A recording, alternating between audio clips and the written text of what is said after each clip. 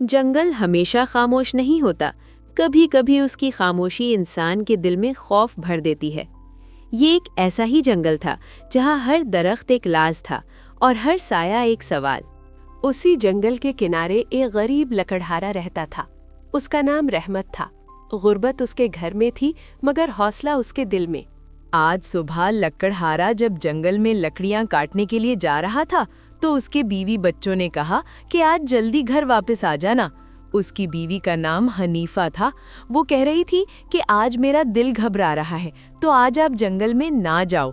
रहमत, लकड़हारे का नाम था, मुस्कुराया और उसने कहा कि कोई बात नहीं, जंगल में जाना तो पड़ेगा, और फिर वो जंगल की तरफ चल पड़ा। जंगल में कदम रखते ही हवा का मिजाज बदल गया। परिंदे खामोश थे, जैसे किसी आने वाले हादसे का इंतजार हो। रहमत ने कुल्हाड़ी उठाई। हर वार में उसके बच्चों का मुस्तकबिल था। बस थोड़ी और, बस थोड़ी और। अचानक मौत ने वार किया।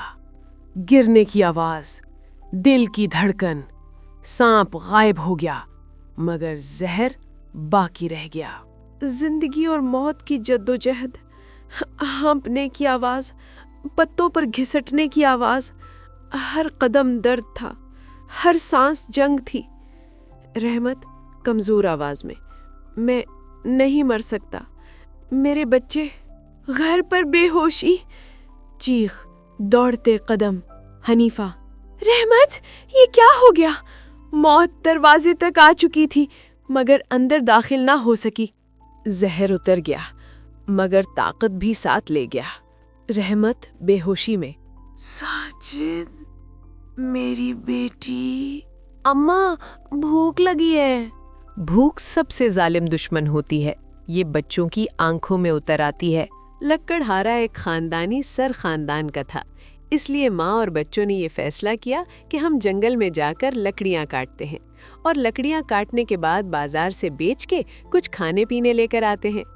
रहमत ने समझाने की कोशिश की कि ये खतरनाक है, लेकिन उनके पास कोई दूसरा रास्ता नहीं था, इसलिए माँ और बच्चे जंगल में चले गए लकड़ियाँ काटने के लिए।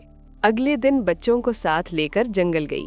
उसने बच्चों को समझाया कि बड़े दरख्त नहीं काटने, सिर्फ खुश्क टहनियाँ और गिरी हुई लकड़ियाँ जमा करनी है। बच्चे पहली बार जंगल की सख्ती से वाकिफ हुए।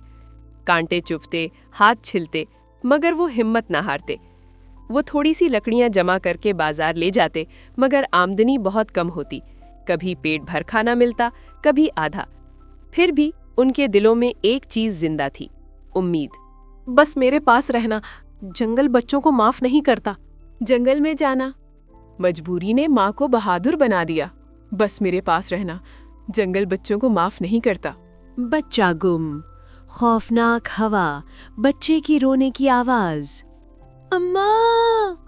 अब ये जंगल सिर्फ जंगल नहीं रहा था, ये एक इम्तिहान था।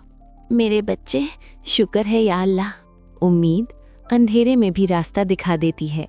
मैं जिंदा हूँ तो जिम्मेदारी मेरी है। टूटा हुआ जिस्म मजबूत इरादे को नहीं रोक सकता। नई शुरुआत। जंगल दुश्मन नहीं, बस अक्ल मांगता है। जहाँ खौफ था वहाँ अब समझ थी। हर मुश्किल खत्म हो जाती है अगर इंसान हार न माने। हम बच गए ना? नहीं, हम बन गए हैं। ये कहानी सिर्फ एक लकड़हारे की नहीं, ये हर उस इंसान की है जो अंधेरे में भी उम्मीद का दिया जलाए रखता है।